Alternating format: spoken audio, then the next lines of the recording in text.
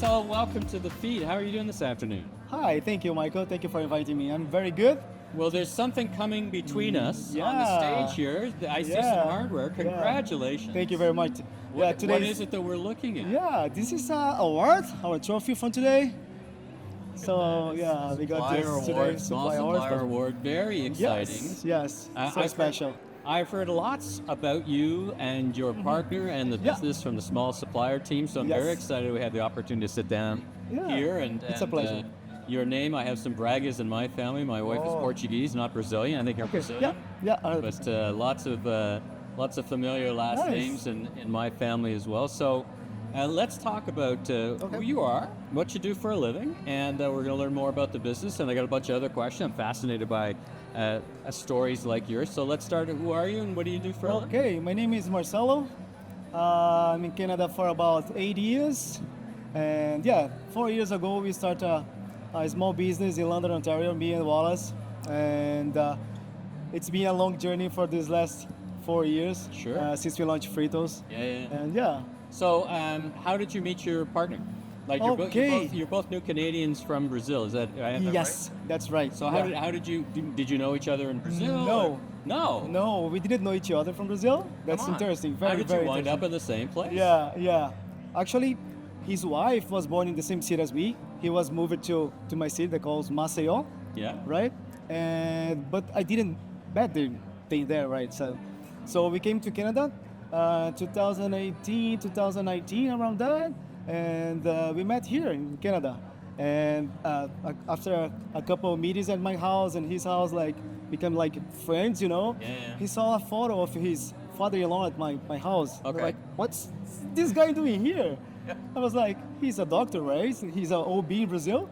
He delivered my first daughter. Come on. I was like, no way. Wow, what a coincidence. Yeah, exactly. And then after that, we had many other friends in common, and then we became like good friends and almost a family today. Yeah. Well, tell me about the business. Tell us what you sell and so what the product is. We sell frozen snacks, frozen appetizers. We brought the idea from Brazil because it's a very common food in Brazil. Like you can find in every gathering, in every like parties. You know, the most popular Brazilian snack I used to say because it's the coxinha. It's a chicken ball, I would say. Chicken croquettes, right? Wallace came to me one day, we were at the gym, and he said, Marcelo, I want to open a business, man. I need how would say, it's like a life balance. Okay, let's open a business, but you would not have a life balance. I was going to say, having a business, that's what you were looking for. I'm not sure so that happened. So today, in the fullness of time, you will have beautiful balance. Right? Yeah. You know, I often find with entrepreneurs like yourself that there's a meeting or an intersection of the personal and the professional. Yeah. So you came to Canada as a new Canadian, and something was missing. Some food you're familiar with, and you said maybe that's a market opportunity. Does that describe how the two of you were thinking, you and Wallace, about this? Yes, 100%. Yes. I was an entrepreneur in Brazil. I had like a couple restaurants. I used to build a restaurant and sell it after validate. And then since I came to Canada, we have to do some steps to be a Canadian, right? So I was like employee in some restaurants, but I never gave up of the idea to have my own business, right? Wallace came to me with like some ideas as well. Okay, let's do something, let's do something. And then I thought about this product actually, because I see there is a huge market for this kind of product here in Canada. Something that's very easy to make, no hustle. Just and what gave you the confidence? Like the food business is a tough business. It's a tough business.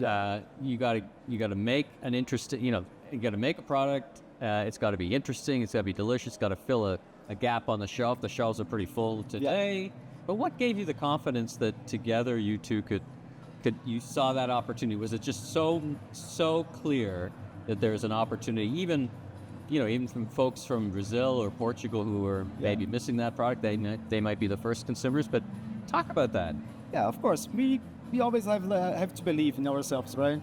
So since we came with this idea, and Wallace and my wife and his wife as well, we worked like together in the beginning, all of us together, and we did some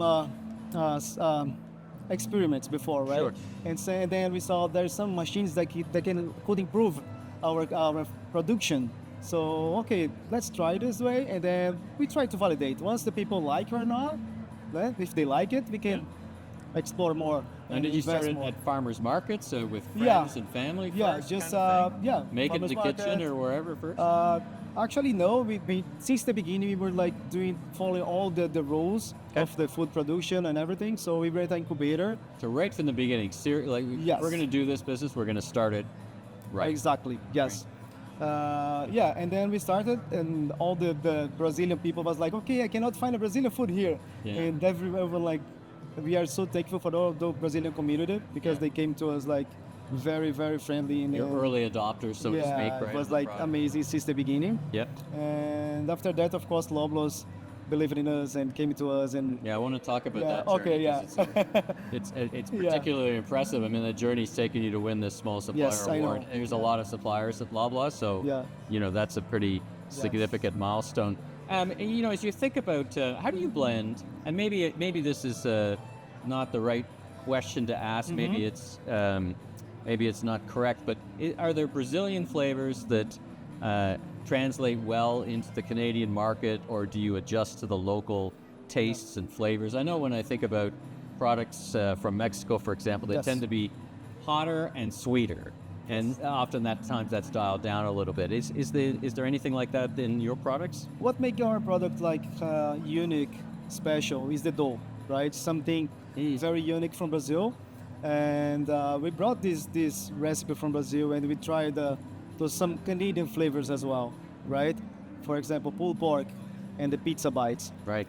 And since the beginning, we were, okay, let's launch the real flavor from Brazil, the coxinha, the chicken one, and also the cheese balls because everyone loves cheese, right? Right. So let's set up the family and do pulled pork as well, and also the pizza bites. Yeah, and you wouldn't find the pulled pork in Brazil. No, nobody Right. knows what it is. Nobody knows. Like, right. We know, of course, pork. Is that an opportunity for you of some kind? 100%. Why not? Yeah, go back to Yeah, Brazil yeah. and say, I don't want to go back to Brazil, but yeah. Well, I mean, Yeah, business. of course, yeah, Yeah. 100%. Yeah, we used to when we go to Brazil, Sure, we sure. do some pulled pork with coleslaw. Nobody knows what is this. It's so delicious, you know. Interesting. Yeah, and we saw these opportunities as well to bring those famous flavors here Right. that we can like make the composition of the. Take the principle of the concept and apply it kind of locally to what The coxinha is gonna bring the Brazilian people, and the pulled pork can bring the Canadian more, and then pizza bites. Everyone loves pizza. everyone and loves pizza bites. pepperoni, you know. Right. Yeah. Describe your journey with Loblaw. How did it come about? And that's a very, very Right. big, complex organization. And talk Yes. about your journey to becoming a vendor and the small. I know you're part of the Small Supplier Program, Yes. obviously. So talk about your journey and your experience. Yeah, we were discovered by a real Canadian Super Store manager in Windsor. His name is Keith. Yeah. I would never forget his name. You know, And he came to at this time it was the small local food program, right? Right. With John Verboom. And John Verboom found us in our incubator. Yeah. And came to us, okay, can I visit you guys? Okay, of course, come to visit us. I was like, okay. But as I told you before, we were ready. Like, if you want to plan something, do something, be ready for the opportunities. So when they come to us, when Loblaws came to us, we were ready. We had the That packaging. got right back to your idea. Right? You everything. had the machines. You had started off Yes. right. I mean, that is often a challenge. Is suddenly Yes. it's an opportunity, but how do I scale to meet the opportunity? Right. But at this time, it was just me and Wallace doing everything. Everything. Since And the- having a balance of life too, apparently. And yeah, we had the packaging, like GS1, we had the nutrition facts, everything like doing properly.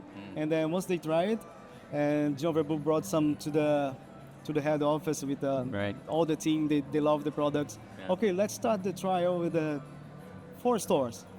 And at the first day, we promoted with a demo, and the Brazilian community came in like 100 people. Come and support you In like and- 20 minutes was sold out. Wow.